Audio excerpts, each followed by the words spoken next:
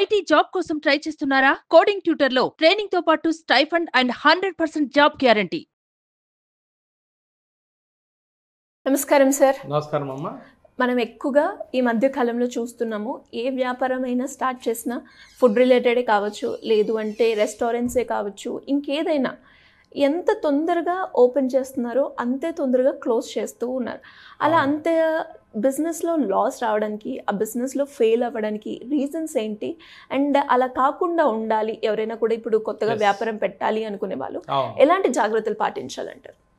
చాలా అసలు నీకున్న నాలెడ్జ్తో చాలా మంచి క్వశ్చన్ అడిగారు. ఇది అసలు చాలా అవసరం కూడా. నేను ఎక్కువగా కూడాను what not to do business చెప్పడానికి ఇష్టపడతాను. మనకి చాలామంది ఏంటంటే మంచి చెప్పడానికి, ఇలా సక్సెస్ ఎలా అవ్వాలో చెప్పడానికి ఎంతోమంది గురువులు, కోచెస్ ఉంటారు. అట్లాగే అసలు ఒకవేళ వ్యాపారం ఎవరైనా మొదలు పెట్టారంటేనే వాళ్ళకి దానిలో అనుభవం ఉండి, వాళ్ళకి దానిలో ఒక అవగాహన ఉండి, తర్వాత సక్సెస్ అయిన వాళ్ళని చూసి వీళ్ళు కూడా ఏదో ఒక రంగంలో కొంత సక్సెస్ అయిన తర్వాతే పెడతారు. సో న్యాచురల్గా ఏంటంటే ఏమి నష్టాలు జరుగుతాయి అనే దాని మీద ఆలోచించి ఎవరు పెట్టరు కదా. తర్వాత ఎవరైనా కూడాను శుభమై పలకమంటారు కదా. సో ఏం చేసినా నెగిటివ్ పలకద్దని చెప్తాం కదా. సో అందువల్ల ఏమవుతుందంటే పాజిటివ్ థింకింగ్తో ఉండి చాలా బాగా ఉంటుందన్న ఒక ఆత్మవిశ్వాసంతో వెళ్తూ ఉంటారు. సో ఇక్కడ ఏంటంటే బేసికల్గా కొన్ని ఫెయిల్యూర్స్ వచ్చేదానికి ఏంటంటే బేసికల్గా రీజన్ ఏంటంటే మొదటడుగు వేసేటప్పుడు యాక్చువల్లీ అది తప్పటడుగు కాకుండా ఉండాలి. తప్పటడుగు అయితే ఏమవుతుందంటే వాళ్ళ ఇన్వెస్ట్మెంట్ వెళ్ళిపోతుంది, వాళ్ళ టైం వెళ్ళిపోతుంది, వాళ్ళ కెరీర్ వెళ్ళిపోతుంది, వాళ్ళ గుడ్ విల్ వెళ్ళిపోతుంది, తర్వాత కాన్ఫిడెన్స్ చాలా తక్కువైపోతుంది. సో ఇంట్లో కానీ సమాజంలో కానీ వాళ్ళు కొంచెం చిన్నచూపు చూడబడతారు. నెక్స్ట్ కెరీర్ ఏం చేయాలో అర్థం కాదు. సో ఇప్పుడు మనం వేల బిజినెస్, లక్షల మంది వ్యాపారాలు స్టార్ట్ చేస్తారు కదా, బాగా highly success tip of the iceberg మాత్రమే మనం చూస్తూ ఉంటాం. ఆ 1% పీపుల్ ఏదైతే హైలీ సక్సెస్, ఇంకో 4-5% టిప్ కన్నా కింద ఉన్న వాళ్ళు సస్టైన్ అవుతూ ఉంటారు. సో 90% అబోవ్ చాలా సఫర్ అవుతూ ఉంటారు. ఆ 90%లో కొంతమంది ఘోరమైన ఫెయిల్యూర్ అవుతూ ఉంటారు. ఇప్పుడు మనం ఏంటంటే ఒక 6-7 పాయింట్స్ని మనం మౌలికంగా మనం దీనిలో మాట్లాడుకుందాం. ఫస్ట్ అండ్ ఫార్మోస్ట్ పాయింట్, అసలు సక్సెస్ కాకపోవటానికి కారణం, మొదటి కారణం మేనేజ్మెంట్ మాత్రమే. మేనేజ్మెంట్ అంటే ఎవరు? మనం కానీ మనం కొంతమందితో కలిసి మనం పార్ట్నర్షిప్ చేస్తూ ఉంటాం కదా, టీం. సరైన మేనేజ్మెంట్ టీము తయారు కాకపోవటం మాత్రమే బిజినెస్ ఫెయిల్యూర్స్కి కారణం. ఒక బ్యాంకరు మనకి 4 సార్లు 5 సార్లు 10 సార్లు తిప్పించి, 4 సార్లు రిపోర్ట్లు చూపించి, తర్వాత ఒక 6 నెలలు తిప్పించిన తర్వాత ఒక 4-5 ప్రాసెస్లు, బ్యాంక్ లెవెల్, తర్వాత జోనల్ లెవెల్, పై లెవెల్ అన్నీ చేసిన తర్వాతే కదా ఒక బ్యాంకరు లోన్ ఇచ్చేది. మరి అదే బ్యాంకరు ఒక 1 ఇయర్ తర్వాత 6 నెలల తర్వాత తాళాలు వేస్తున్నారంటే సరైన ప్రాసెస్ కాకపోతే, సరైన ప్రాజెక్ట్ కాకపోతే అసలు వాళ్ళు లోనే ఇవ్వరు కదా. చిన్న లాజికల్గా మాట్లాడదాం. అంటే బ్యాంకింగ్ ప్రాసెస్ ఉన్నప్పుడు కానీ, మనకు లోన్ ఇప్పించేటప్పుడు కానీ, ఈవెన్ మన పేరెంట్స్ ఇవ్వని, మన చుట్టాలు ఇవ్వని, ఇంకెవరిని ఇవ్వని ఎన్నో రకాలుగా ఆలోచించి మనకు సపోర్ట్ చేస్తారు. ఇప్పుడు ఏంజిల్ ఇన్వెస్ట్మెంట్ అని ఒక ప్రాసెస్ వచ్చింది, అందులో కూడా అంతే ఎన్నో రకాల స్క్రూటినీ చేస్తారు. వాళ్ళు కూడా 100 ప్రాజెక్ట్స్ని చూసిన తర్వాత ఒక కంపెనీలో పెట్టుబడి పెడతారు. ఎవరు? ఆ ఏంజిల్ ఇన్వెస్టర్. అట్లాగే బ్యాంకర్ కూడా అంతే, వచ్చిన ప్రతి ప్రాజెక్ట్కి డబ్బులు ఇవ్వరు.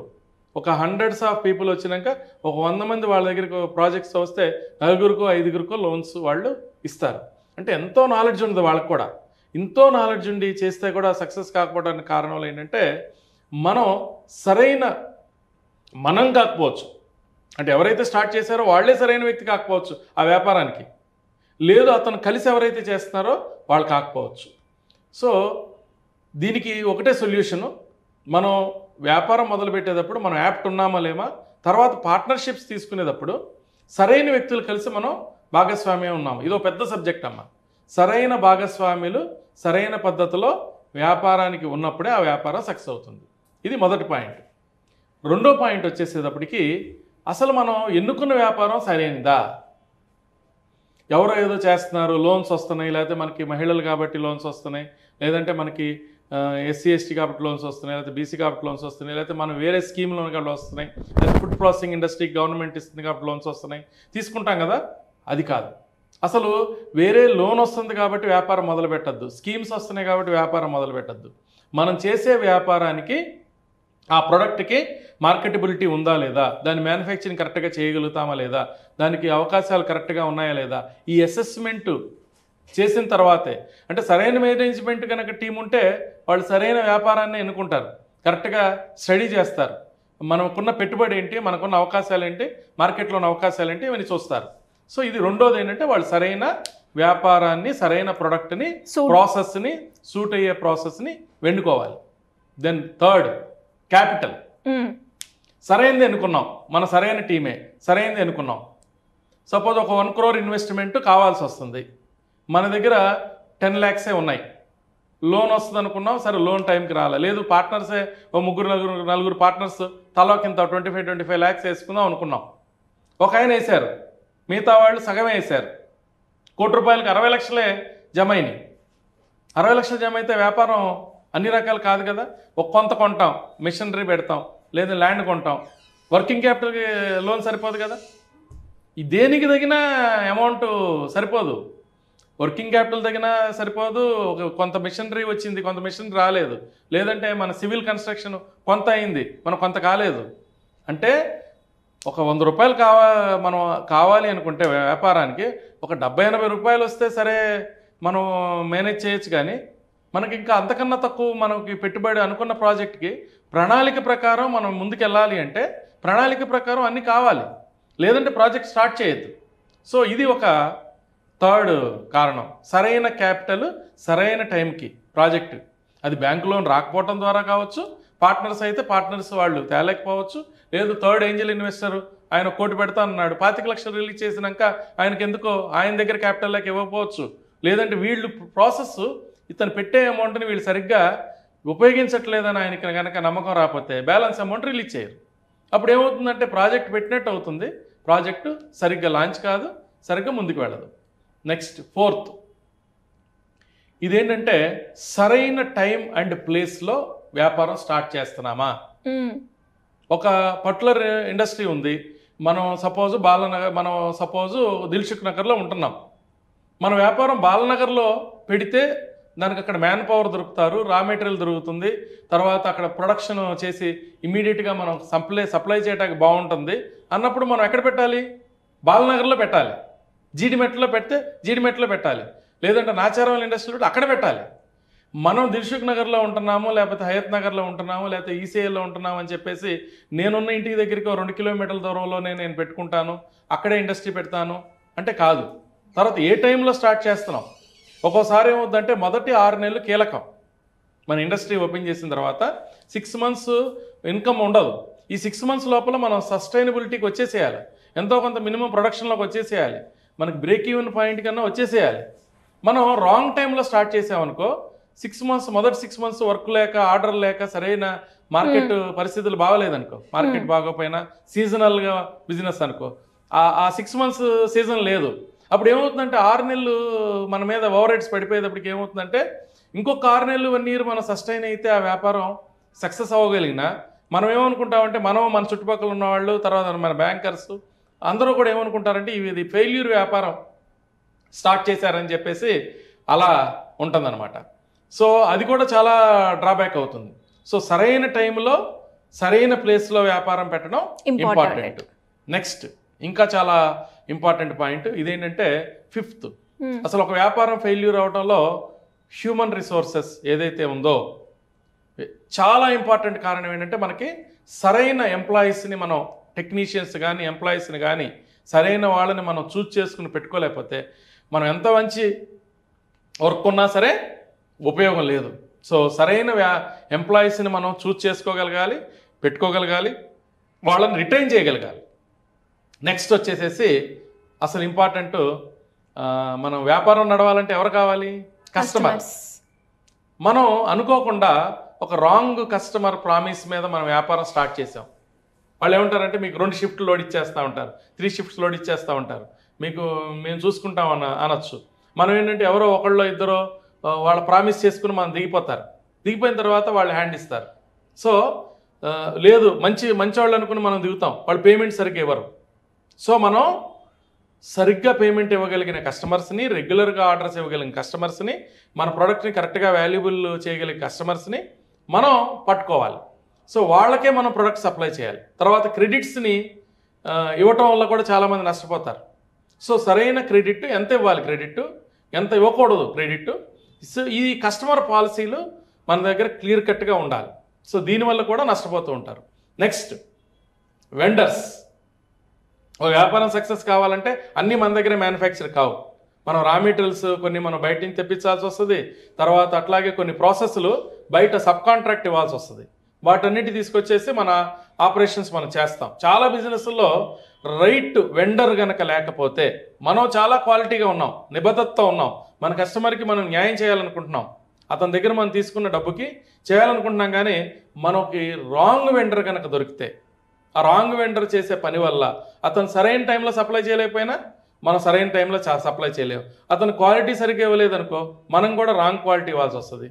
అందువల్ల ఏంటంటే మనం ఫేవరెటిజం కాదు, అంటే మన ఊరోడనో లేకపోతే మన వ్యక్తనో లేదా మన చుట్టమనో లేదా ఇంకెవరోనో మనం రాంగ్ వెండర్ని మనం సెలెక్ట్ చేయటం కాదు, ఒక రైట్ వెండర్ని మనం సెలెక్ట్ చేసుకుని ఆ right vendor, so vendor selection is important. Next consultants. ఒక వ్యాపారానికి ఏంటంటే సరైన గురువులు, సరైన కన్సల్టెంట్స్, ఎక్కడో మిడిమిడి జ్ఞానంతో ఉన్నవాళ్ళు కాకుండా ఒక నిబద్ధతతో ఉన్న వ్యక్తులు మనకి కన్సల్టింగ్ పరంగా మనం కనుక చూసుకోగలిగితే చాలా బాగుంటుంది. నెక్స్ట్ గవర్నమెంట్ వ్యవస్థలతో ఎలా మనం మెలగాలి కూడా తెలవకపోవటం వల్ల కూడాను వ్యాపారాల్లో చాలా నష్టం జరుగుతూ ఉంటాయి. అంటే గవర్నమెంట్లో ఉన్న వాళ్ళతో మనం సరిగ్గా ఈ స్టాట్యూటరీ రిక్వైర్మెంట్స్ ఏవైతే ఉన్నాయో నెల మనం జిఎస్టీ ఫైల్ చేయటం కానీ, కంపెనీ ఆడిటింగ్ చేయించుకోవటం కానీ, ఇయర్లీ ఆడిటింగ్ చేయించుకోవటం కానీ, గవర్నమెంట్లో మనం ఆర్ఓసిలో ఫైల్ చేయాల్సిన ఫైల్ చేయటం కానీ, ప్రాపర్ బ్రాండింగ్, తర్వాత మార్కెటింగ్ టెక్నిక్స్ కానీ ఇవన్నీ కూడాను సరిగ్గా మనం చేసుకోకపోయినా కూడాను దెబ్బతింటాం. So proper branding, proper marketing అన్నీ చేసుకోవాలి. అండ్ ద లాస్ట్ వ్యాపారాలు ఫెయిల్యూర్ అవడంలో ఇంకొక మెయిన్ రీజన్ ఏంటి చెప్పినా మన చేతుల్లో లేని ఫోర్స్ మెజరీ అంటారు కదా, అంటే అది దైవం వల్ల కావచ్చు, ఇంకోటి కావచ్చు, క్లైమేట్ కావచ్చు, ఇప్పుడు మనకి వరదలు వచ్చినాయి, ఇంకోటి వచ్చినాయి, ఇంకేదైనా వచ్చినాయి, లేదంటే గవర్నమెంట్ పాలసీలు సడన్గా మార్చేస్తారు. ఈ దీనిలో మార్చేస్తారు. ఈ ఏప్రిల్ నుంచి ఈ ప్రొడక్ట్ బ్యాన్ చేసామనొచ్చు, లేదంటే ట్యాక్స్ పెంచామనొచ్చు, ఇంపోర్ట్ డ్యూటీ పెంచామనొచ్చు. వీటి వల్ల ఏంటంటే మన వ్యాపారం టోటల్గా ఆగిపోయే కొన్ని ప్రొడక్ట్స్ని ఫార్మాస్యూటికల్ ఉంది, సడన్గా గవర్నమెంట్ ఈ ఫార్మాస్యూటికల్ వద్దంటారు. సో అప్పటి వరకు తయారు చేసుకుని పెట్టుకున్న ప్రొడక్ట్ అంతా కూడా లాస్ అయిపోతుంది. సో దీనికి ఏం చేయలేం. సో ఇలా వ్యాపారం ఫెయిల్యూర్ సక్సెస్కి చాలా రీజన్స్ ఉంటాయి. ప్రతిదీ ఇండివిజువల్గా నేను ఏదైతే సబ్జెక్టు టచ్ చేశానో ప్రతి సబ్జెక్టు మీద కూడా మనం ఇండివిజువల్గా కూడా మనం మాట్లాడుకుందాం. ఇది చాలా మేజర్ సబ్జెక్ట్ అమ్మా. ఈ నాలెడ్జ్ అందరికీ అవేర్నెస్ ఇవ్వాలి.